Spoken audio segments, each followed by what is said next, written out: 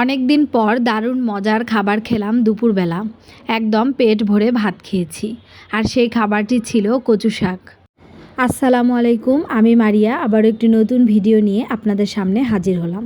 আশা করছি আল্লাহর অশেষ রহমতে সবাই ভালো আছেন। আলহামদুলিল্লাহ, আমরাও ভালো আছি। আজকে দুপুরে আমি রান্না করব ছোট মাছের চচ্চড়ি আর কচু শাক। প্রথমে আমি এখানে মশলা কষিয়ে নিয়েছি ছোট মাছ রান্না করার জন্য। তারপর একটি কড়াইয়ে পরিমাণ মতো তেল দিয়ে দিলাম। আর এই কড়াইয়ে আমি রান্না করব কচু শাক। তারপর এখানে দিয়ে দিলাম পরিমাণ মতো পেঁয়াজ। আর আমি এই কচু তরকারিতে একে একে সব ধরনের গরম মশলা দিয়ে দেব, যেমন দারচিনি, এলাচ, তেজপাতা। কচু শাকে গরম মশলা অবশ্যই দিতে হবে, তাহলে টেস্ট ভালো আসবে। তারপর তেলের সাথে কিছুক্ষণ নেড়ে চেড়ে আমি মিশিয়ে নেব। আর ওদিকে আমার মশলা কষানো হয়ে গিয়েছে, ছোট মাছ দিয়ে দেব মশলায়। আমরা সবাই ছোট মাছের তরকারি খুব পছন্দ করি, শুধুমাত্র আমার মেয়ে ছাড়া।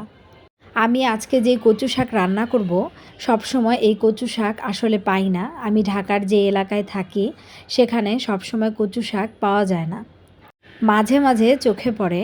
আর আমার এই শাক ভীষণ পছন্দের। তারপর এই তো শাকের জন্য আমি যে মশলা কষিয়ে নিচ্ছি, সেখানে কিন্তু আমি আদা রসুন বাটা, জিরা বাটা, হলুদের গুঁড়া, মরিচের গুঁড়া, ধনিয়া গুঁড়া সব দিয়ে দিয়েছি। এবার পরিমাণ মতো লবণ দিয়ে খুব ভালোভাবে কষিয়ে নেব।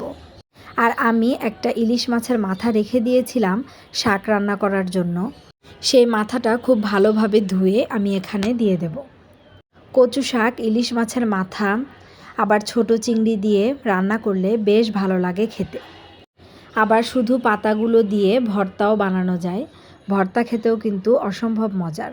আবার অনেক এলাকায় মসুরের ডাল দিয়েও রান্না করে থাকে, কিন্তু আমি কখনো কচু শাক মসুরের ডাল দিয়ে রান্না করিনি। ঠিক কিভাবে রাঁধতে হয় আমি জানিও না।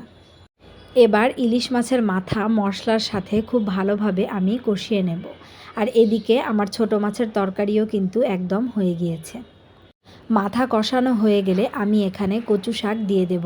কচু শাকগুলো আমি কেটে বেছে ধুয়ে সিদ্ধ করে নিয়েছি। তারপর শাকগুলো খুব ভালোভাবে মশলার সাথে কষিয়ে নেব। আর শাক রান্না হতে হতে মাথা কিন্তু আর আস্ত থাকবে না, ভেঙে চুরে যাবে। আর এতে করেই কিন্তু শাকের টেস্ট বেড়ে যাবে দ্বিগুণ।